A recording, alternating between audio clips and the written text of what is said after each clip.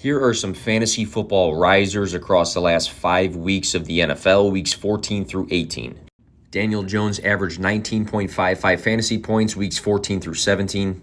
3 out of 4 of Danny Dimes' last games were top 12 performances, with the biggest one in week 17 scoring 36.18 as the QB2 that week. 334 passing yards, week 16, 2 passing touchdowns, 2 rushing touchdowns, and 91 rushing yards in week 17. Jared Goff averaged 19.55 fantasy points his last 5 games, 3 top 7 performances in his last 5. In those 3 games, he threw for 3 touchdowns apiece, and 2 of those weeks he threw for 330 and 355 passing yards. Goff had the 4th most passing yards and tied for the most passing touchdowns weeks 14 through 17. After a roller coaster of a year with plenty of frustration and emotions, Cam Akers was the number 1 running back in rushing yards during the fantasy playoffs weeks 15 through 17. Weeks 15 through 18, he rushed for 65, 118, 123, and 104 yards. He had 2 games of 3 catches during the span.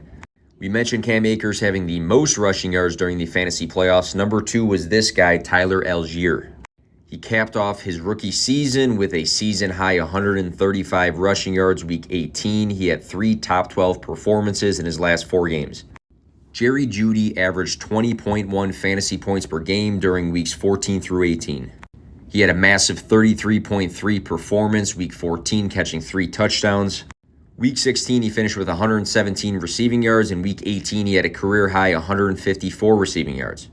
Weeks 14 through 18, KJ Osborne averaged 17.4 points per game, 3 touchdowns during this span, along with games of 157 and 117 receiving yards.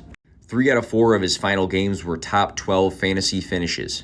Isaiah Hodgins averaged 15.2 fantasy points per game during weeks 14 through 17, with 4 out of 5 of these games finishing as a top 24 wide receiver for fantasy. During this span, 4 touchdowns boosted his fantasy scoring, and he had an 8-reception, 89 receiving yard day in week 16. Jahan Dotson opened up the season great before getting injured. He looked healthy weeks 15 through 18, averaging 14.3 fantasy points per game.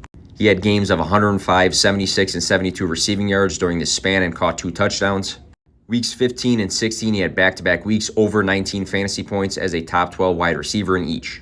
18-plus fantasy points in 3 out of 5 of George Kittle's last games, which averaged him out to 18.7 points per game weeks 14 through 18. During his final 4 games, he scored 7 touchdowns with Brock Purdy.